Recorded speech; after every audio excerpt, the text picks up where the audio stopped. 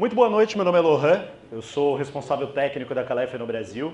Trabalho há praticamente 10 anos, a fundação da Calef em 2014 e meio mais ou menos eu entrei ali, ainda como recém-formado, sou engenheiro civil, sou pós-graduado pela Poli em Energias Renováveis e Geração Distribuída. Antecipo o agradecimento à associação, aos colegas também, tanto da Fransma quanto do Bermad, o pessoal da Amanco Lubrizol, a todos os envolvidos aqui na organização, tudo muito legal, tudo muito bacana. Obrigado a todos pela presença, sei que o horário já vai postergando, então eu sou um cara dinâmico, eu não paro muito, eu jogo conteúdo, se tiver muito corrido vocês falem, tá passando demais, obrigado Matheus. Agradeço também a equipe da Calef aí presente, Leandro, gerente comercial, Paulo, ex-Calef, hoje consultor autorizado, Sinergia, Matheus aqui, um rapazinho muito interessado em ajudar, mas geralmente não consegue. O Guilherme ali à direita também da engenharia, são os meninos da engenharia, junto com o Romário, nosso novo colega também entrando. Já um grande abraço ao Bruno, que nos encontramos semana passada em Goiânia, sempre aprendo, a mesma apresentação, aprendo de várias formas diferentes, impressionante. Roberto também esteve lá comigo, Marcos, que já conheço há um bom tempo, muito obrigado, é sempre um prazer estar com vocês. Hoje o tema é centralizado em quebrar alguns dos paradigmas que eu sei que no mercado de vocês existe. Mas antes disso a gente vai dar uma olhadinha na estrutura da Calef também, no mundo, o que é a Calef. Mas vamos lá, a Calef é uma multinacional sediada no norte da Itália, mais precisamente a 100 km de Milão, a divisa com a Suíça, numa região chamada Arona, uma região de boa produção de vinho, uma região muito fria por sinal, de um único proprietário, de nome Marco Calef, são mais de 1.600 colaboradores, faturamento consolidado em mais de 22 bi. É uma empresa que é presente em 90 países, sendo que em filiais são 15, o Brasil é a 15ª ou a 14ª, salvo erro, uma das últimas. Estamos aqui resilientes, presentes, aparecendo em muitos cantos pouco a pouco, gradativamente. Vamos lá, existem outras empresas que compõem o grupo, que trabalham na parte de louças, metais, automação, elétrica. Enfim, o italiano tem uma questão cultural que é o segredo de Estado. Aquilo que ele faz, da forma que ele faz, tem que ser tudo controlado dentro de casa. Desde a automação, os moldes, contramoldes, a parte de extrusão em polímero. Os caras controlam aquilo delicadamente como um processo artesanal. É quase como uma pizza. O pizzaiolo nunca dá o segredo da receita. Essa é a nossa cara, essa é a nossa imagem. O forte da empresa, a Europa, boa parte do continente europeu, a Ásia também, é a questão da calefação, que é o aquecimento ambiente. Aqui no Brasil, meu amigo, a calefação é Rio Grande do Sul, Campos do Jordão aqui em São Paulo e pouquíssimos outros lugares. Mas não deixa de ser interessante, não deixa de ser uma oportunidade para os novos negócios. E a gente vai dar uma olhadinha nisso tudo aqui. Mas aqui tem as estruturas das 4 grandes empresas, estaremos inclusive na próxima semana lá com alguns convidados e parceiros, sendo a sede principal, aqui um laboratório chamado Cubo Rosso, Cubo Vermelho, sempre Ferrari, vermelho, cor de imponência. Um armazém chamado MAV, um armazém vertical com quantos andares, Leandro? Lembra? 30? 30 pisos de altura, mais de 300 metros de largura, uma automação muito grande, são praticamente 5 pessoas trabalhando com full time, faturamentos e produtos rodando o tempo inteiro. São só aqueles pallets passando em carrinho para cima e para baixo, é uma loucura. Que trabalham também em pelhadeiras automáticas, é um processo, uma automação muito grande. Vamos embora, então, um pouquinho da história, também não vem ao caso, são mais de 60 anos de empresa, uma empresa consolidada já, um grupo muito grande. O foco da empresa, antes de chegar lá na parte da apresentação, é distribuição de água quente, água fria, energias renováveis, na parte de biomassa, solar térmico, geotermia, para quem não conhece, mas a extração de energia do solo também, até elementos que chegam a maré motriz na parte de manifolds. Então, é uma empresa que tem um portfólio muito grande, são mais de 7 mil acessórios. Como parceiro no Brasil, temos a Bermad, que distribui a redutora de pressão, já dita brilhantemente pelo Roberto, eu não vou falar nada disso, muito mais ainda pelo Bruno, que também já falou bastante sobre essas coisinhas. O que eu quero comentar com vocês hoje é um pouco de inovação. É trazer para vocês algumas possibilidades e alternativas que talvez vocês que constroem, projetam, instalam, monitoram, acho que aqui deve ter um pouco de tudo, desde estudantes até empresários. Então, alternativas para o mercado de vocês, para a Baixada Santista, para o litoral de São Paulo, para o Brasil como um todo. Essa mesma apresentação, lembro que 2 anos aproximadamente atrás, eu fiz com o Bruno presente em Chapecó, Santa Catarina. E lá naquela ocasião ele achou interessante algumas das coisas e hoje a gente começou a implementar também em Santa Catarina. É claro, aqui é um conteúdo já mais atual, adaptado, mas pode ser uma oportunidade para vocês que projetam, instalam, entender essas vantagens e diferenças. E já introduzi demais, vamos embora. Já foi muita coisa. Todos esses caras que estão aqui na tela têm uma coisa em comum. Eles inovam e não têm medo. Esse cara aqui é louco, por exemplo, da SpaceX. Ele manda sonda lá para casa do chapéu, ele faz internet sem fio para chegar no Agreste, ele faz carro, ele faz bateria, o cara faz de tudo. O Elon Musk é um cara fenomenal. Nike não precisa dizer nada, desde a década de 80 se tornou um império, dissolvida em todos os continentes, para todos os lados. Tesla também faz parte do grupo, a Pfizer entra aqui como uma grande fabricante de medicamentos e inovadora no mercado também, com tratamentos e outros tipos de produtos. Apple, acho que 99% de vocês deve ter um no bolso, apesar que de inovação não sei se tem muito. O 15 sai parecido com o 14, 13, 12, 11 é assim. Mas eles só estão aqui e consolidados no mundo inteiro porque a taxa de sucesso é grande. Nubank creio que tenha revolucionado a maneira com que nós lidamos com dinheiro no Brasil, a forma do banco digital, como que a gente trata, investe, retira, faz Pix, paga boleto fraudado, né, Paulo? R$2.000 para o amigo que está precisando, parabéns, nunca mais chegou. Enfim, isso trouxe uma facilidade, uma dinâmica muito grande para nós. E por que eu estou falando isso? A minha história é água quente, porque para chegar no ponto que esses caras chegaram, eu não sou coaching, tá, gente? Nada disso. Eu sou do Piauí, eu gosto de bode e cerveja gelada. Mas para esses caras chegarem onde eles chegaram, eles investiram muito, muito em P&D, pesquisa, desenvolvimento e inovação. E não pensem que isso é diferente para vocês, na construção civil, na parte hoteleira, eu sei que tem aqui também pessoas oriundas de hotéis, indústria, hospitais, aliás, um dos nossos principais mercados no Brasil hoje. Mas vamos embora. Duas frasezinhas. Uma pessoa que nunca cometeu um erro, nunca tentou nada de novo. Dizem que é do Albert Einstein, mas o mesmo Albert Einstein disse que se ele recebesse dinheiro pelas frases que disseram que era dele, ele estava trilionário, morreria trilionário. A galera usava muito o nome desse cara. Se, a princípio, a ideia não é absurda, então não há esperança para ela. Basicamente é isso. Então o que eu vou apresentar para vocês pode soar como absurdo. E geralmente soa como absurdo porque é diferente do que vocês têm no dia a dia. Então é preciso quebrar um pouco dessa barreira. Mas vamos lá na ideia então. Era até uma pergunta que eu faria para vocês, seria uma dinâmica. Qual desses elementos que estão na tela que vocês conhecem aqui? Eu diria que quase todos vocês conhecem esse cara central aqui, né? O chuveiro elétrico, a ducha elétrica. Alguns de vocês devem conhecer esse carinha aqui à esquerda. São os boilers, os acumuladores de água quente. Perfeito. Há um pouco mais esses caras aqui da direita, que são os aquecedores de passagem. GLP, o gás natural, o GLP, gás liquefeito de petróleo, que são dois equipamentos. Na escala gradativa histórica do Brasil, eles aparecem praticamente um do lado do outro. Chuveiro elétrico predominante, o aquecedor de passagem surgiu e ganhou muito espaço. E aqui a gente vai falar um pouco mais das limitações, uso e diferenças entre cada um desses três caras. Esse aqui de baixo, à esquerda, eu acho que 1% de vocês, talvez. Esse cara é um heater, é um trocador de calor. Ele é um satélite, nós chamamos, tá? Aqui no meio, a gente vai falar um pouquinho mais, que é a infraestrutura para que esse cara funcione. E aqui é a infraestrutura para que esse cara funcione. Mas vamos embora, vamos chegar no ponto. Creio que no mercado de vocês, no nosso mercado que também a maioria dos sistemas tem aquecimento individual. Esse aquecimento individual pode ser elétrico, como eu disse anteriormente, com chuveiros, ou através de aquecedores de passagem, ou antigamente ia lá com a canequinha no fogão, aquecia e tomava banho. Em alguns lugares do Brasil ainda existe a biomassa, a lenha, o pellet, então as águas também são aquecidas através de capim-elefante e outras fontes renováveis como um todo.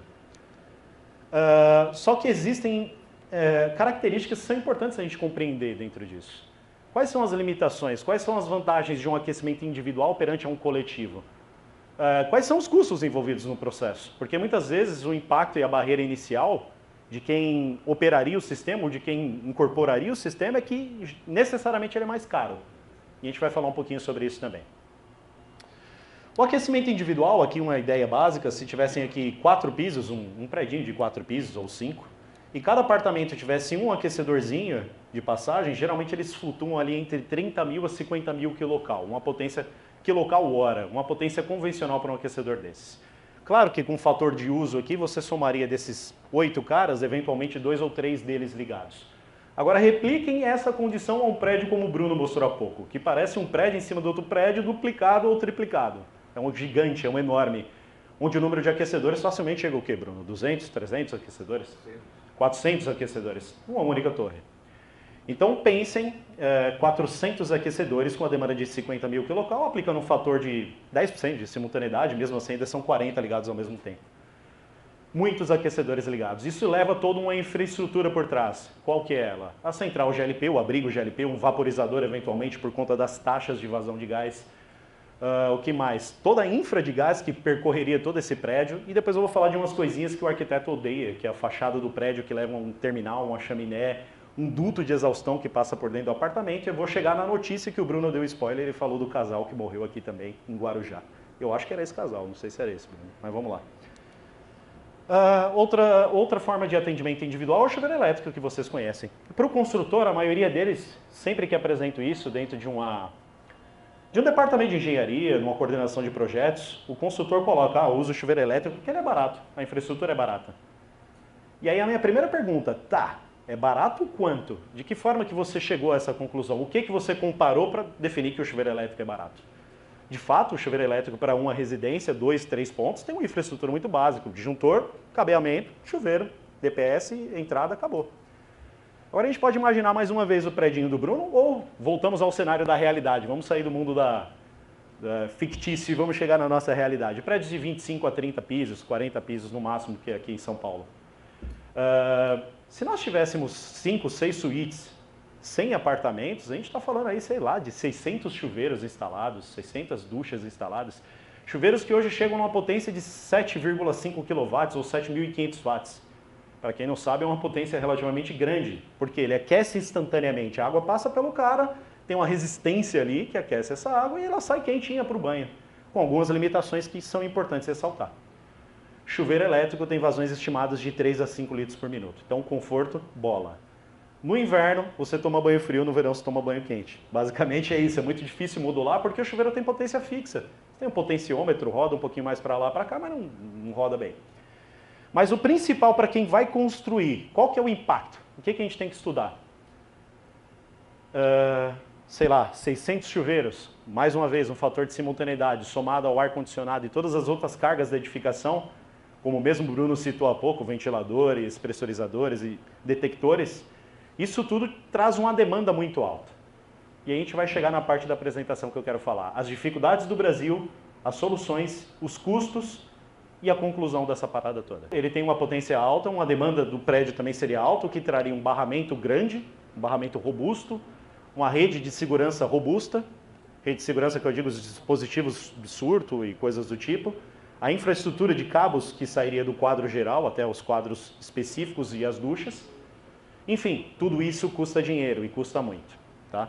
Então, pensando na matriz energética brasileira, tem limitações, nós sabemos que nós temos limitações. Em grande parte, a nossa energia é gerada através das usinas hidrelétricas, que estão relativamente saturadas. Antes exportávamos energia, hoje importamos energia. Boa parte de Itaipu, que tinha aquela subdivisão, e a gente até doava, entre aspas, parte para outros países vizinhos. Porque a nossa demanda cresce, cresce, cresce, cresce. Então, basicamente, nós tínhamos algumas fontes convencionais, como a eletricidade, a lenha, o gás natural aparecendo muito pouco e outras fontes que chegam a 1,5. Desde a minha época, meu pai dizia uma coisa que eu levei para a minha vida como um todo. O importante de tudo é o equilíbrio. O equilíbrio é o que conta. E a nossa matriz hoje não é equilibrada. Por quê? Porque nós construímos, porque nós consumimos sem pensar no ponto equilíbrio, sem pensar em como atingirmos o equilíbrio. Então, quando nós comemos muito, essa é uma especialidade minha, por sinal, quando nós bebemos muito. Quando nós compramos um Opala V6, né, Paulão, você que gosta aí, o carro vai consumir, ele é brabo. E muitas vezes a gente esquece um pouquinho dos impactos. Então, vamos analisar um pouco mais sobre isso também. Tô que nem o Bruno aqui, não dá pra aprender a usar isso aqui não, cara. Acho que ele muda de uma hora para outra. Aqui tem um gráfico de perfil de aumento de consumo energético ao decorrer dos anos. Vocês não devem estar enxergando nada. Eu mesmo aqui do lado não estou enxergando. Peço desculpas. Mas basicamente as linhas elas sobem, um crescimento exponencial, saindo do ano de 2018 e chegando a 2023, essa linha aqui de cima, que mostra que o consumo mais do que duplicou no intervalo curto de tempo. Aqui uma fatia que mostra onde estão focados esses consumos médios de energia elétrica. E o residencial tem aqui uma fatia de 30%. Vamos somando esses números aqui. Aqui é uma variação do consumo ao decorrer dos anos, lembrando que aqui no período Covid esse consumo desceu relativamente por conta das indústrias e coisas do tipo. E aqui uma fatia que mostra o consumo por região, por zonas, né? Sudeste, Sul, Norte, Nordeste, vendo que o Sudeste aqui é o grande consumidor em megawatts aqui, em gigawatts na verdade, de energia elétrica no país. Então vamos lá, vamos continuar com isso tudo. Quais são os grandes vilões hoje? Ainda são ar-condicionado e chuveiro elétrico. Então são os dois pontos com maior carga dentro da edificação. O que mais aparece? Ferro, som, TV, coisas do tipo, e, enfim, afins. E essa história toda, onde eu estou querendo chegar para depois mostrar as soluções? É que esse número aqui me chamou muito a atenção. O valor da energia elétrica para os consumidores subiu 351% frente a 230% do IPCA nos últimos 20 anos. 351%. É um número relativamente grande. Nós pensamos que aqui no Brasil a energia é barata. Negativo, já não é mais. Energia não é barata e não tem que ser barata, assim como a água não. Porque são recursos que não são infinitos, eles são finitos. Por mais que venham 60% da nossa produção de energia venha de uma matriz renovável que é a usina hidrelétrica. Mas tudo isso tem um impacto, tudo isso tem uma pegada de carbono e coisas do tipo. Mas vamos lá. Vou acelerar. Tá, pensando que como que nós reduziríamos o consumo de energia, os períodos de ponta, o impacto na infraestrutura elétrica, sem onerar mais o construtor, sem dificultar a vida do projetista, sem, enfim, impossibilitar, inviabilizar o sistema. Existem várias formas.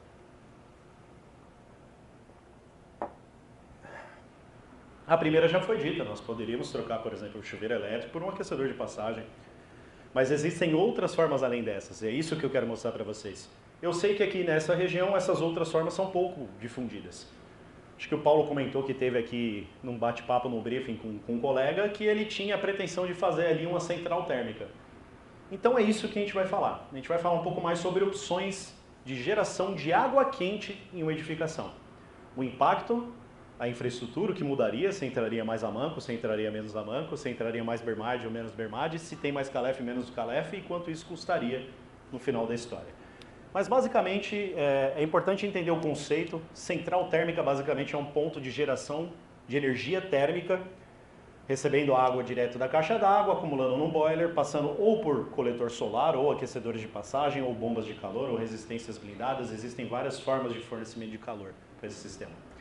Essa central acumula essa energia térmica no formato água quente, e distribui para todos os pisos, todas as unidades autônomas, as unidades de consumo, passando por um hidrômetro de água quente. Ah, Lohan, não tem novidade nenhuma aqui nesse cenário. De fato, não tem novidade. A gente acumula uma água que a gente consome. Na água fria, a gente acumula uma água fria e consome. Tem muita novidade nessa história toda. É muito diferente fazer isso aqui do que fazer uma distribuição de água fria. Legal, vamos embora. Vamos seguindo. Aqui os principais elementos: o boiler, o reservatório de água quente, o sistema que gera energia de calor. É importante ter pressurizadores, redutoras de pressão, bombas de recirculação, balanceamento, válvula de limitação de temperatura, medição, 8 de eventualmente 14 ou 15 tópicos que apareceriam no projeto de água quente. Então é uma especialidade. A água quente é uma especialidade. Primeiro impacto que mudaria no projeto de vocês ou na construção de vocês: é necessário um profissional especialista no assunto. Vocês precisam de um Bruno, de uma Fransman para projetar, calcular, distribuir, entender o impacto e a viabilidade na edificação. Isso aqui não é uma fórmula mágica, tem muitos cenários que a central térmica não é válida. Tá? Vamos embora. Exemplos aqui, comentei que a Europa, o grande forte é piso radiante, radiadores, a possibilidade de integrar uma central térmica também com piscinas individuais ou coletivas, a possibilidade de ter um toalheiro aquecendo o banheiro para tomar um banhozinho quentinho. Beleza, mais uma vez, aquela barreira que se cria. Isso tudo vai custar caro. Mas vamos lá. Exemplos de radiadores. Para quem não sabe, isso aqui é um sistema que recebe água quente, oriunda de uma central térmica, independente da fonte, passa por esses filamentos, que são chamados elementos, por radiação, trocam calor com o ambiente, fluido água, ar, aquecendo o ambiente a uma temperatura controlada por um termostato interno, um controlador. O piso radiante tem um funcionamento um pouquinho diferente, ele trabalha aqui com convecção somada à radiação, e há também ventiloconvertores, que são outras fontes também de integrar nesse sistema como um todo. Outros sistemas que fazem parte disso tudo e poderiam estar integrados é o sistema de água gelada e refrigeração. A maior parte dos hospitais, hotéis, o residencial não tem tanta água gelada coletiva, ar-condicionado coletivo. Mas lembrem-se que água gelada ou climatização está diretamente ligada à água quente. E essas duas disciplinas se conversam. E uma energia poderia ser aproveitada em um outro processo. Isso é chamado de cogeração ou heat recovery. Também um assunto subsequente, mais para frente. Hoje eu queria focar com vocês em um sistema que é basicamente o bloco de um carro, tá? Na central térmica. Nós teremos aqui, para quem não conhece o radiador de um carro, nunca viu, basicamente esse layout. A gente tem um motor, o bloco do motor, sai um fluido aquecido, passa por uma válvulazinha de controle, aqui é o radiador, onde entra água quente, troca calor com o ambiente e volta frio para o bloco do motor. Isso é um looping eterno, até que uma mangueira vaze e o radiador sobreaqueça e você perca o motor e gaste 15 mil reais. Já passei por isso. Mas vamos lá, esse é o looping que a gente vai estudar no prédio de vocês e vocês não vão perder o motor, espero eu. Mas vamos embora. Esse sistema onde a água acumulada, distribuída, passa num radiador e volta, é nomeado como sistema indireto. Onde toda aquela água que sai da cobertura e parte para os apartamentos, ela não é consumida, ela simplesmente leva energia para que a água fria seja aquecida instantaneamente. Então a gente vai comparar agora um pouquinho dos custos do sistema indireto, do sistema direto. Se o indireto, aquela água não tem contato, no direto ele tem. A água que está lá em cima desce o prédio inteiro e sai pela ducha. E a gente vai comparar isso tudo com os aquecimentos individuais, aquecedor de passagem e chuveiro elétrico, tecnicamente e também economicamente. Primeiro, tecnicamente é importante ressaltar, chuveiro elétrico, nós já falamos, impacto na infraestrutura, falta conforto, não tem flexibilidade, tem um impacto financeiro, principalmente em prédios mais elevados, com o número de apartamentos significativamente altos, quase que não sai. Aquecedores de passagem têm um impacto financeiro, são usualmente mais caros devido à infraestrutura. Quando você instala um aquecedor de passagem, necessariamente você tem de levar o ponto de gás até ele, você tem de levar um ponto de saída da exaustão do monóxido de óxido de carbono, você tem que preparar um chapéuzinho chinês. O que nós fazemos que eventualmente tira um pouco do custo da construtora, que geralmente esse aquecedor fica na mão do proprietário comprar, né? A construtora não fornece. Simplesmente ela faz toda a infra ali e o aquecedor vai lá, o proprietário vai numa revenda e compra. E por que isso é caro? Como que a gente chega nessa conclusão? Porque, de fato, o impacto da infraestrutura de gás, seja GLP ou GN, é muito grande, sendo que nos apartamentos, 99% a maior potência são os aquecedores. Beleza, então o sistema direto, onde a gente acumula aquela cacetada de água lá em cima, depois desce. Quais são as vantagens? Geralmente ele é mais barato, ele é um intermediário entre o sistema individual para o construtor e o sistema indireto. Ele pode atingir nível muito elevado de eficiência, um pouquinho diferente desses caras aqui. O chuveiro elétrico é eficiente, de fato, ele transfere energia de uma forma bastante eficiente, isso não dá para negar. Os aquecedores de passagem eventualmente estão entre 82% a 84% de eficiência. Existem aquecedores que chegam a 97% de eficiência, mas custa mais caro que o navio Titanic cada um deles, então ninguém usa. Só em processos industriais e coisas muito específicas, tá? Esses sistemas, se bem integrados com o sistema de cogeração, ou no sistema condense, ou com geradores de água quente, facilmente passam os 90% de eficiência. E os sistemas indiretos, sendo mais específico o trocador de calor, ele pode atingir 97% de eficiência, já aconteceu, é claro que são situações atípicas. Isso falando de eficiência, tá? Qualidade da água. Qualidade da água é algo importante. Geralmente no litoral é um pouquinho afetada. Roberto, aqui é normal a qualidade da água? Mais ou menos. Vai ali, vai andando. Quando a gente trabalha com sistema direto, geralmente isso aqui é um inox 304, 316, quase não sai, 316 ou 444. É um alumínio inoxidável, um aço inoxidável, que geralmente não tem problema em contato com água potável, desde que a dureza da água esteja controlada. Quando a gente fala com água um pouquinho afetada, esses três caras aqui sofrem muito. Sofrem com pitching, corrosão, abrasividade, formação de biofilmes, e aí entra outro aspecto que é a legionela, que eu vou ter que gastar 5 minutos porque o Bruno pediu, e o que o Bruno pede eu vou seguir a risca, dependente do impacto. Vamos lá, no indireto por que não é problema? Porque lembrem, a água sai lá de cima da cobertura, vai descer o prédio inteiro, vai entrar no apartamento e vai passar no trocador de calor, que é esse bloco, é o aquecedor que ficaria dentro da unidade. Esse bloco vai pegar essa energia e vai mandar para a água fria, que vai sair quente instantaneamente. É um aquecedor que não usa ponto de elétrica, que não usa gás, que não usa nada. Simplesmente ele troca calor entre dois fluidos. é o radiador do carro, de novo. Vida útil. Nesse sistema, como a água vai e volta, vai e volta, vai e volta, acontece um fenômeno que nós chamamos de desmineralização. A água perde a propriedade físico-química, fica mais leve e agride menos os metais. Então a vida útil tende a ser maior. Falando de um ponto que eu lembrei agora, aconteceram muitos problemas com PPR no mercado, não sei se vocês já tiveram esse problema, que tem relação direta com a hipercloração, a quantidade de cloro, pressão, temperatura e a curva de regressão do PPR. Nesse tipo de sistema, como a qualidade da água não é significativamente afetada, a tendência é que os elementos, o CPVC, o Super CPVC e o PEX, não importa o cobre, sofram muito menos. Então é uma outra vantagem também a se dizer. Limite de temperatura. Quando a gente fala no chuveiro elétrico, a gente fala de 30 e poucos graus e é o que é. No aquecedor de passagem vocês conseguem regular um pouco mais, sempre cuidado com o escaldamento. Esses caras, tanto o intermediário quanto o da esquerda, eles podem operar entre 60 a 75 graus Celsius quando em residências. Quando falamos de indústria, geralmente esse cara chega a 100 graus Celsius, em outros estados até trabalhando com vapor. É normal trabalhar com vapor em indústria. Mas vamos embora. Isso tudo aqui é muito complicado de falar agora, mas entendam que um prédio muito alto, um prédio acima de 10 pisos, geralmente tem que passar por controles de redutoras de pressão. Como é água fria, é ótimo, é muito tranquilo. Você desce da caixa d'água, passa nas redutoras proporcionais, pilotadas, como o Roberto explicou, ou na mesma ação direta, nossa peça, e descemos para o consumo. Sai pelo ralo a água, sai na ducha, vai para o ralo e acabou. Você sabe a diferença da água quente nesse ciclo? O Bruno já deu um spoilerzinho também. A água quente não vai pelo ralo e acabou. A água quente vai sair lá de cima, vai percorrer o prédio, vai passar na redutora de pressão, vai chegar lá nos últimos pontos e vai falar, opa, não posso ficar parada. Porque a água quente parada troca calor com o ambiente, perde energia. Quando vocês forem abrir o chuveiro para tomar banho, se essa água estiver parada, ela vai estar gelada.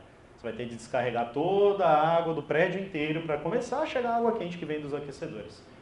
Então existe um elemento chamado de prumada de retorno, prumada de recirculação. E esse elemento, prumada de recirculação ligada à redutora de pressão, é uma bomba caseira que pode explodir um prédio inteiro com um curto-circuito hidráulico. Mas enfim, uma das vantagens de trabalhar com indireto é que não há redução de pressão no trajeto. Você trabalha com anel que desce e sobe pressão positiva, nula, negativa, essa água não tem contato com o usuário. O que a norma 5626 diz lá, dos 4 kg força por centímetro quadrado, não vale, acabou e ponto final. É uma outra história. E o resumo da parada toda aqui, pensando em custos. Vai ficar para o final, porque eu coloquei um negócio de legionela aqui que o Bruno pediu.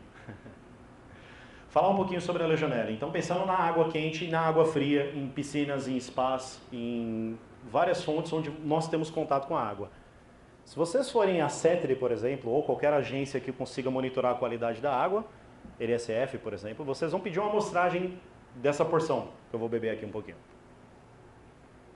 Refrescante, mas provavelmente eu ingeri algumas colônias em ppm de legionela. Eu bebi a legionela, não tem problema. O nosso sistema gástrico digestivo, ele é preparado para isso.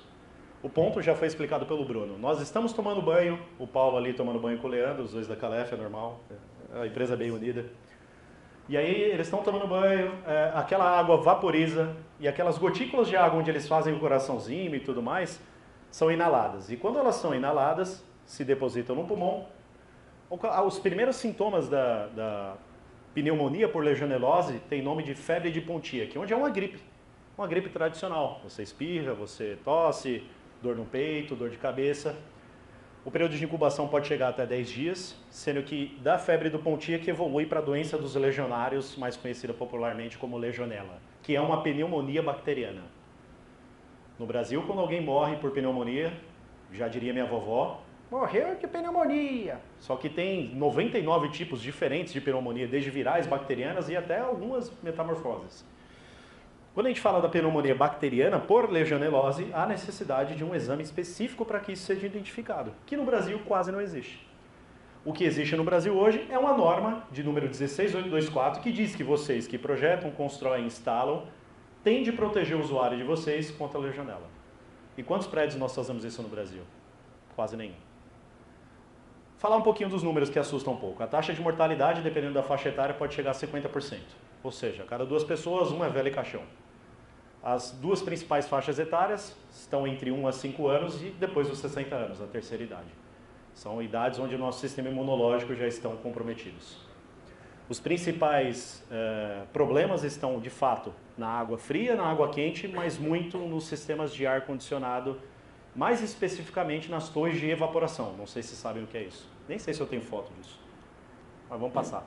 Existem vários artigos, documentos. Essa norma ASHRAE 188P é a nossa tradução. Saiu a norma 16824 brasileira e a tradução da norte-americana 188P. Aqui é a história um pouquinho. A primeira vez que aconteceu foi em 76, na Filadélfia, no exército dos legionários. É um exército, enfim, de aposentados que estavam fazendo um evento, um congresso, e de lá 2.000 participantes, 300 foram infectados e 34 morreram. E era uma torre de refrigeração. Hoje, lá na Filadélfia, existe um museu, e nesse museu ainda tem uma amostra da água de onde foram retiradas essas informações. Legionela é uma bactéria, bababá, vai morrer e tal. Mas ela se desenvolve principalmente entre 20 a 50 graus. Se vocês pararem para pensar, basicamente toda a água que a gente toma banho, seja no hotel, seja no hospital, seja na nossa casa, geralmente está nessa faixa, entre 20 a 50 graus. Abaixo de 20 inativa, acima de 50 para de se multiplicar, acima de 60 inativa. Então existem procedimentos para isso tudo bem? Então aqui tem um resumo, depois acho que vocês vão receber esse material de tudo que eu falei, febre de pontíaca, de legionário, fumantes. Legal. Uma das comorbidades para ter problemas acentuados com a legionela é quem já teve Covid. Então se vocês já tiveram Covid, tiverem contato com a bactéria legionela, é um potencial. Vamos adicionar o potencial na história toda. Não é só no Brasil que existe. No Brasil eu lembro da norma, quem comentou isso? Que falaram que... Bruno, mais uma vez. Comentando com o Nipper, né? Eu estava presente nessa reunião, não lembro se o Roberto estava, onde um dos representantes de uma empresa fabricante de tubos levantou a mão, um senhor, e falou: legionela no Brasil eu mato com taco de beisebol. Eu falei, então tá bom, não tenho o que falar, parei, vou embora, não tenho o que discutir, tecnicamente está correto e ponto final. Estima-se que no Brasil morram mais de 10.000 pessoas por ano com legionela. Estimam-se porque no IML lá não é um exame específico para saber qual o tipo da bactéria, basicamente. Mas se na Disney, que é um elemento que possui todos os controles, um lugar onde tudo é controlado, monitorado e auditado, tem problemas? No nosso prédio não vai ter? Vai ter muito. 21% das torres de refrigeração ou resfriamento tem presença de legionela no Brasil. E aqui algumas coisas de como evitar.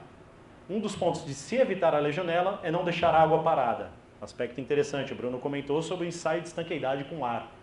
Exatamente para que você não ensaie com água, deixe a água parada e depois vá lá na frente e consuma essa água. Não é só legionela, gente, tem muita coisa presente. Pseudonoma, lírios, uma série de coisas que fazem parte da fauna da água. Muito importante, considerem vocês, quando estiverem construindo o hotel, quando estiverem construindo o hospital de grande porte, quando estiverem construindo um shopping center, considerem não deixar trechos mortos, trechos estagnados. Existem várias formas de fazer isso, equipamentos prontos, como o Bruno comentou. Tá? Não vou me estender aqui nesse ponto. Um detalhezinho interessante, uma conexão pode mudar muita coisa. Aqui, normalmente, nós derivamos um T ali embaixo, certo? Chegamos aqui no misturador de parede, conectamos e acabou. E dali para frente aquele trecho é morto. A maioria das instalações, Europa, Norte América, são interligadas em série, basicamente. Acho que isso aqui dá para ver um pouquinho mais, mas não tem problema, vai passar um videozinho ali na sequência. Se eu tenho, imagine aqui, uma ducha aqui, um lavatório aqui, a hidro do Paulo com o Leandro aqui, nós temos 3 pontos. Para a água chegar lá naquela hidro, eu não vou simplesmente pelo trecho principal, alimento a hidro e consumo. Nós passamos primeiro pela ducha 1, subimos na ducha e voltamos, passamos no lavatório, subimos e voltamos, e depois chegamos na hidro. Exatamente para que a água não fique parada em nenhum centímetro de conexão. Está aqui o elemento que é feito. Isso aqui não é Calef, não sei se a Manco tem, não sei, faço ideia. Mas é com certeza um elemento muito interessante para a gente passar a considerar nas instalações brasileiras. Aqui um videozinho que mostra um pouco disso. Tem a última parte que a gente vai falar um pouco dos custos de tudo isso. Um dos aspectos de ter esse tipo de equipamento é que geralmente ele tem de ter um lugar para ser instalado e geralmente o arquiteto bate na tecla que a estética não é a mais interessante do mundo. Então aqui mostra o colega, acho que é o Máximo que está falando lá na Itália, enfim, não preciso traduzir, ele está falando de testes e tudo mais, como é feito, mas são distribuidores. manifolds, tá? Onde você chega com a água, entra no manifold e no manifold distribui para todos os elementos da instalação, do apartamento como um todo. Chuveiro, duchas e coisas do tipo. Ali na frente a gente vai ter um diagrama que vai mostrar tudo isso. Deixa eu passar essa parte que vai falar de manutenção. Será que eu vou conseguir passar isso aqui? Acho que não. Melhor deixar. Tem um minutinho só. Isso pode ser composto por 4 saídas de água quente, 3 de água fria, 5 de água quente, 5 de água fria, não importa, várias configurações. Vocês podem unir 2 desses caras e ter lá 15, 20 saídas de água quente, não tem problema.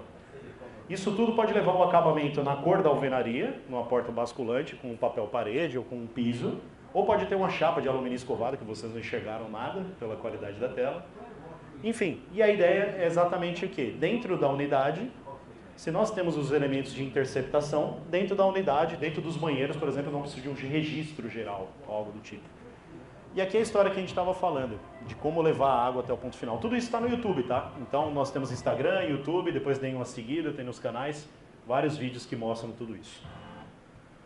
Vamos lá, falando um pouco sobre custo disso. Aqui tem 4 ou 5 obras que comparam essas soluções. Entendam, esses números não são mágicos, esses números não são válidos, mas eles não são uma verdade absoluta para todas as situações. E eles estão compilados. Se vocês tiverem interesse em um estudo específico para o caso de vocês, um empreendimento, um prédio, enfim, não importa, entre em contato conosco, a gente vai trabalhar com vocês de cabo a rabo na instalação, como um todo. E é isso que a gente vai falar um pouco agora. Esse aqui é um prédio em Brasília, onde nós... Em Brasília é bem convencional a central térmica aberta, tá? Direta. Muitos tanques de água quente. Lá os prédios são mais baixos, principalmente quando a gente fala do noroeste e sudoeste, que estão ali dentro do coração de Brasília. Eles têm a limitação de 6 pisos. Só que eles são prédios bastante horizontais. E é normal cada cobertura de um prédio desses ter 50 metros cúbicos de água quente acumulada. Geralmente entre 40 e 50 graus. De janela, água, tudo que a gente falou. Tudo isso tem um custo, gente. Um custo e relativamente alto. Para essa obra, cada junta custava aproximadamente R$917 mil.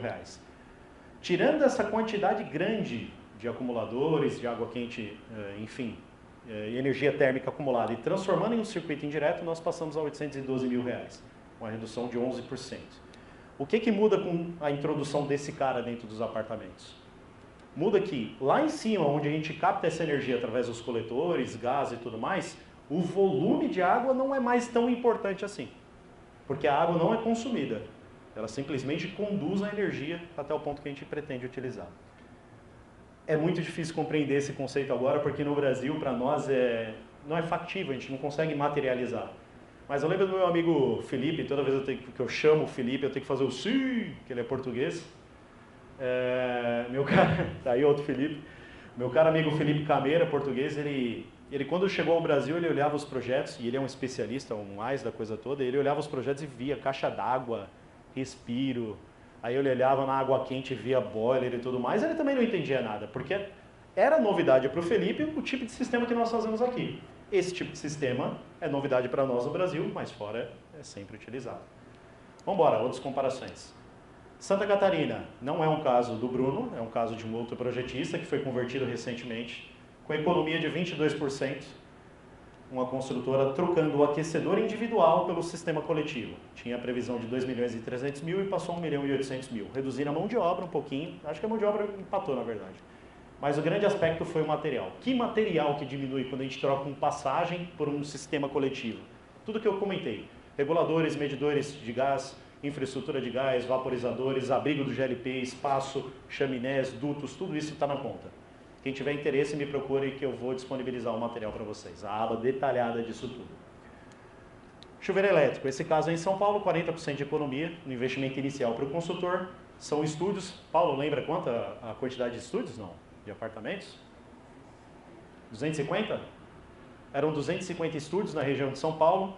Estúdio tem muita dificuldade com ventilação permanente, né? Pontos de ventilação, a área disponível necessária para ventilação cruzada. Então eles dificilmente conseguem colocar aquecedores de passagem. Então ele tem 2 soluções. Ou ele trabalha com chuveiro elétrico ou ele parte para um sistema coletivo. A construtora estava altamente inclinada ao sistema elétrico, não era, Paulo? Era isso. E nós entramos nesse estudo, a construtora é a Patrimar, não sei se chega aqui no litoral, E nós levamos esse pessoal para conhecer algumas obras feitas com o sistema coletivo e eles decidiram converter, não sei que pé está hoje, mas provavelmente já próximo à execução. E de onde saem esses números? De muito estudo. De estudo que envolve o projetista, de estudo que envolve os fabricantes e que envolve principalmente o construtor que detém o custo disso tudo. Porque quando a gente fala trocar um aquecedor para um sistema coletivo, vale lembrar, se o sistema coletivo está lá em cima ou se ele está no subsolo, vai surgir uma nova infraestrutura, a infraestrutura hidráulica que não existia antes. Saem tubulações ascendentes ou descendentes que sairiam lá do sistema de geração até os apartamentos. Então tem uma setinha para baixo no investimento. A gente tem que colocar um dinheiro onde não colocaríamos. Tubulações em plástico, em rígidas ou flexíveis, não importam, mas que passam a fazer parte da conta. Aqui nesse caso, por exemplo, nós tivemos um investimento da infraestrutura na parte de água. A nova infraestrutura da central térmica, se comparada ao sistema de passagem, só a hidráulica tinha R$600 mil a mais no prédio. Em compensação, o que ele economizou no gás quando ele tirou o aquecedor foi 2 milhões. Então ele teve uma diferença de 1.400.000. Onde está essa diferença? Está aqui nessa planilha, que vocês não estão enxergando nada, certeza. Mas peço desculpas, mas são detalhes que depois vocês podem me procurar e a gente compartilha com vocês. Desculpa, eu não... Ah, legal, esse é um dos pontos que eu acabei passando desapercebido, tá? Eu nem sabia se tinha dúvida ou não, mas se estava aberto, mas já vou responder. Sim, a central térmica ocupa uma área, e essa área tem que ser estudada no impacto do empreendimento. Algumas construtoras falaram, não, meu metro quadrado, R$30 mil, meu caro. Você vai usar 20 metros quadrados com a sua central térmica, 20 vezes 30 mil, põe na conta. Tudo isso tem que entrar na conta. Muitas coisas entram na conta. Por exemplo, rebaixo de forro para passar duto de aquecedor. Se eu retiro um AVP, tem muitas coisas que entram. Mas uma central térmica, e vocês verão algumas fotos, ela pode ocupar desde 5 metros quadrados até 100 metros quadrados, depende da potência. Tudo bem? Mas geralmente, quando falamos de circuito indireto, são elementos bem compactos. Lembrando que essa água não é consumida, então eu não tenho um caminhão de água. Eu tenho um sistema que leva energia térmica aquecida, quase que uma água superaquecida, entre aspas, e volta fria. Vai aquecida e volta fria. É um looping. É um looping. O reservatório do carro não é pequenininho, a história é parecida também. Vamos ver algumas fotos, tá? Grand Hyatt Barra, um sistema aqui de um hotel gigantesco, não deve dar para enxergar direito. Esse cara aqui é um sistema aberto, então dá para ver que são tanques gigantes, tá? É um sistema onde a água consumida é acumulada. São 3 ou 4 tanques de 7 mil litros, muita água para um hotel. Aqui nós temos imagens da rede Accor Ibis, onde também é um hotel, e aqui passou a ser indireto, então os tanques são bem mais reduzidos, bem enxutos. Por que existe tanque aqui? Existem sistemas que não necessariamente precisaria acumular energia, eu poderia fornecer instantaneamente. Então, por que eu tenho esse bendito tanque de água quente aqui em cima? Porque lá também tem painel solar na cobertura, que não é esse que está aqui, é outro, mas tem. É um conjunto de aquecedores a gás com painel solar na cobertura e distribui para toda a edificação. Mais exemplos, sistemas indiretos. Isso aqui foi a última visita, está aqui o Robson da Laguna, Bruno. Está aqui, ó, apareceu aí. Na nossa visita, você estava comigo também. Isso em Milão é uma central térmica, na Itália, em Milão, uma central térmica que fornece água quente para 2 blocos residenciais, blocos grandes, produzindo água para o consumo e também para o aquecimento ambiente. Eu não lembro o número certo de apartamentos, enfim, não importa. Mas dá para ter uma noção no tamanho da cabeça do rapaz ali, ele é meio cabeçudinho, mas dá para ter uma proporção do tamanho da central térmica. Aqui são, salvo erro, 70, 80 apartamentos e tem só esses 2 tanquezinhos. Então o espaço que ocuparia, não sei, isso aqui deve ter um raio de 1,5 metro. Deve estar aqui ocupando um espaço de 25? 25 metros quadrados da área, atendendo a 2 blocos residenciais. Tudo isso é relativo. Nós poderíamos diminuir esse volume e aumentar a potência instantânea. Subiria a rede de gás, subiriam outros fatores, reduziria o espaço ocupado, mas aumentaria eventualmente o custo na infraestrutura de gás. Equação. Papai já dizia, equilíbrio, sempre equilíbrio. Outras imagens, centrais térmicas aqui compactas. Esse aqui faz parte do cubo rosso na Calef, onde tem geotermia, solar térmico, fotovoltaico, tubo a vácuo, muita coisa. Isso tudo atende aqui os vestiários, enfim, é uma geraçãozinha bem legal. Aqui, essa central térmica está integrada com sondas aqui embaixo, na área da entrada da fábrica, que estão a 100 metros de profundidade. Isso é chamado de geotermia, então a gente extrai a energia do solo para aquecer a água.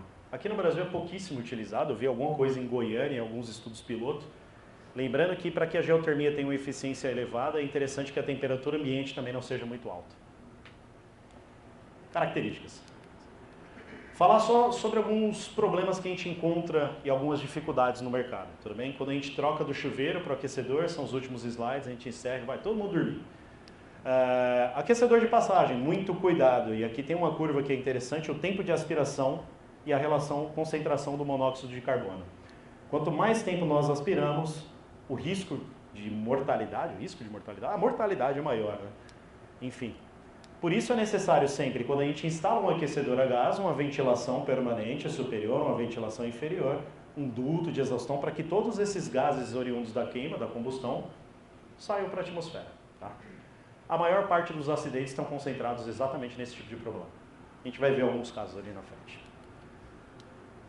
Muitas fotos tem aqui, inúmeras, problemas com aquecedores. Então, chaminés fazendo curvas declinadas, aquecedores sem chaminé dentro do ambiente, então está expelindo monóxido dentro de onde o cara toma banho. Essa curva aqui não tem o raio adequado, não sei se observam. Mais uma vez, aqui a inclinação e a curva da chaminé não é bem feita. A extensão da chaminé também não pode ser feita de qualquer forma. Aqui em cima, o aquecedor está com o duto coladinho no aquecedor. Tem que ter uma distância mínima, uma altura mínima também para ele operar, que aqui está demonstrado através da treininha.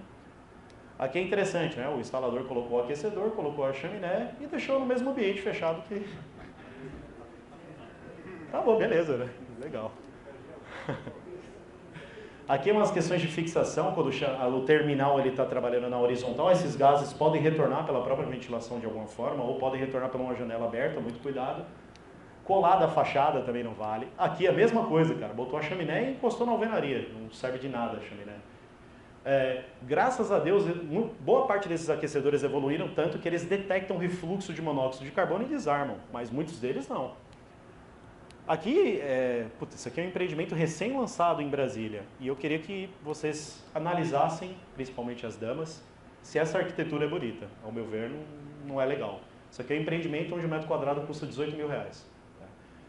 Então, é um elemento que fica na fachada do prédio e que, honestamente, eu não acho tão interessante. Se a gente fala em termos de custo para a construtora, muito menos. Essa é a construtora que nós acabamos de converter um sistema para indireto, centralizado, retirando os aquecedores. Eles tiveram uma economia estimada de 30% trocando um produto pelo outro. Por que não faziam antes? Porque não conheciam. Como eventualmente talvez vocês não conheçam. Mais fotos de coisas do tipo e aqui notícias. Intoxicação por monóxido em Guarujá. Esse caso ficou bem conhecido, eu até achei que era esse que o Bruno estava comentando, mas o casal faleceu na casa de veraneio. Acho que todo mundo viu isso. Monóxido de carbono, aquecedor de passagem. Então, mortes e famílias devido ao gás de aquecedor, estudante morta na região serrana, intoxicada, enfim. O aquecedor, tudo que é a combustão, tudo que é a queima, é interessante, é importante, assim como o Bruno falou hoje na prevenção e combate a incêndio, que tudo seja previsto. Existem detectores de fuga de gás, existem detectores de monóxido, de dióxido de carbono, existem várias formas de fazer isso, de certa forma correta. Os fabricantes são muito sérios de aquecedores. Aquecedor de passagem não é um risco. Eu não estou aqui criando uma teoria da conspiração para a gente acabar com os aquecedores, até porque eu quero continuar vivo, reinar e não me mate. Basicamente é importante entender que há um risco e esse risco tem que ser controlado, tem que ser mitigado. E há alternativas que não são mais caras do que elas, principalmente quando falamos de edificações gigantes.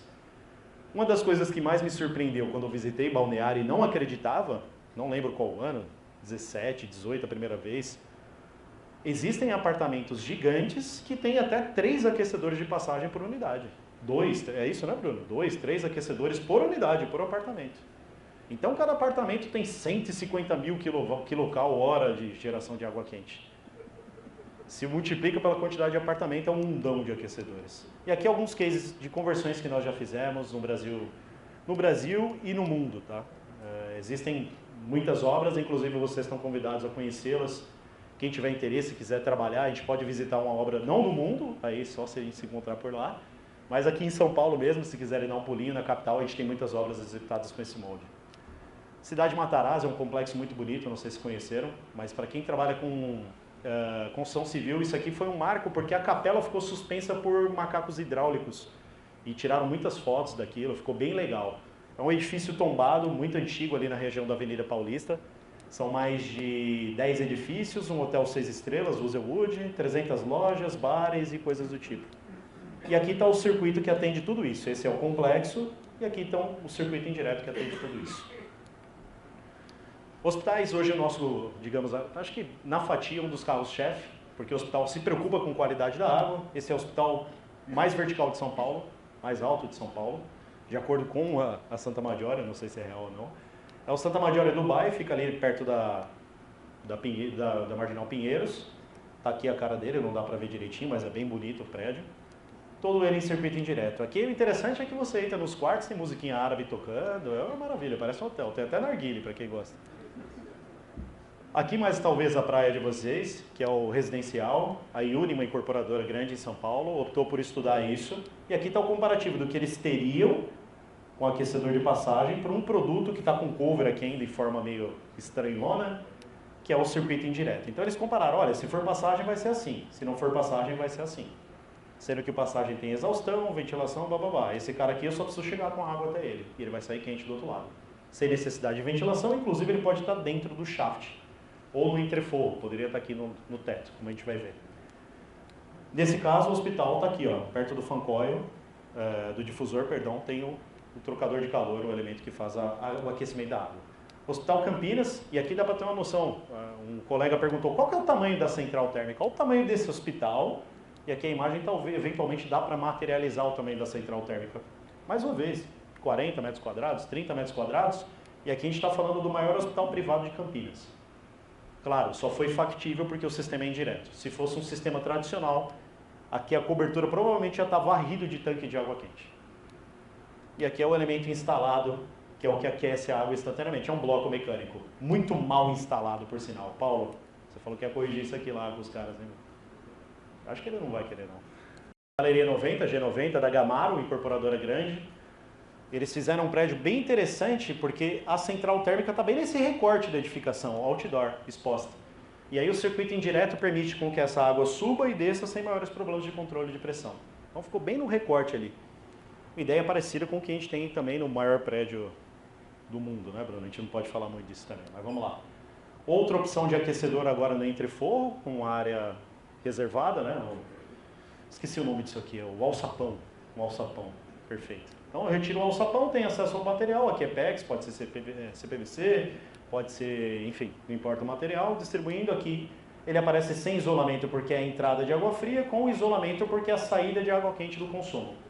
Com isolamento nas outras duas conexões, porque é a água que vem lá da geração de água quente e a água que volta para a geração de água quente. Um circuito de um lado, um circuito do outro, água quente é aquecida instantaneamente. É isso que ele faz.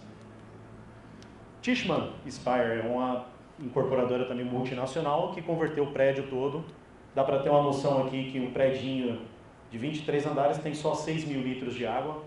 Talvez vocês não tenham proporção disso, mas existem casas residenciais. São 2 de 3 mil, 6 mil litros de água, é isso? Não sei se você queria falar algo.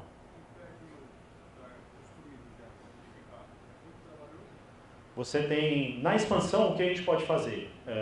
Ou você tem muito espaço e põe mais um tanque, um boiler, ou você simplesmente aumenta a potência da geração.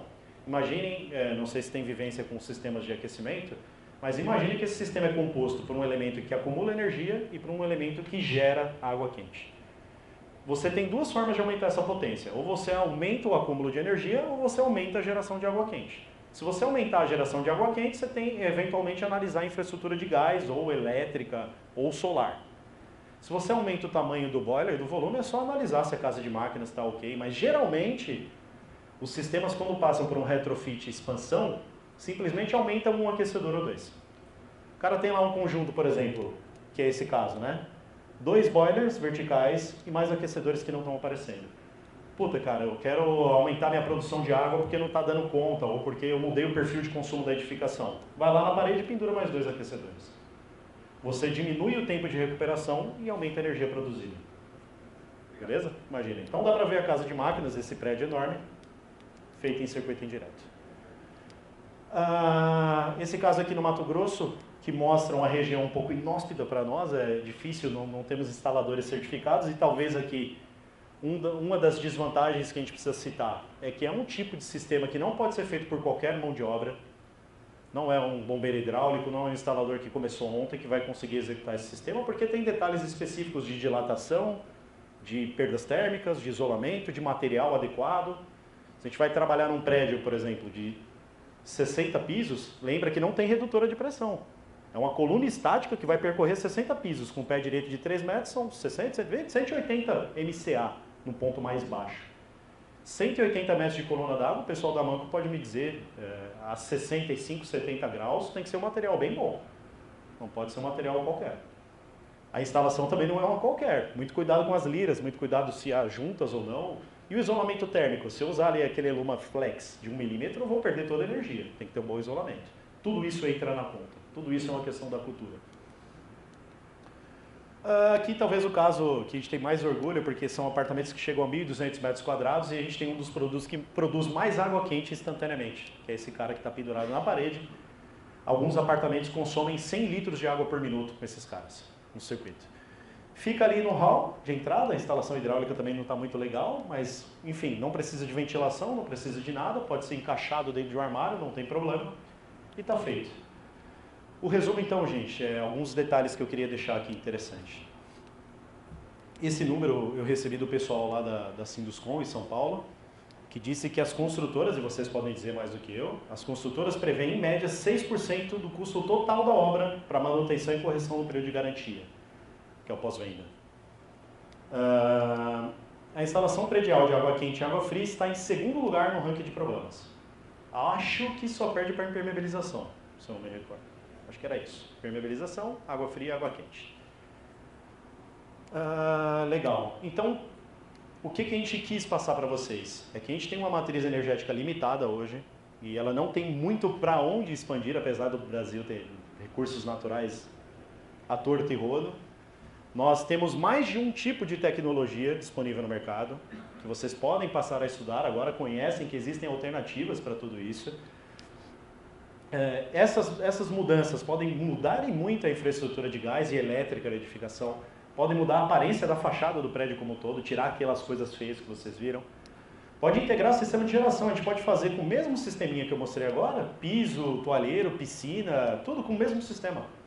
É isso que traz a viabilidade.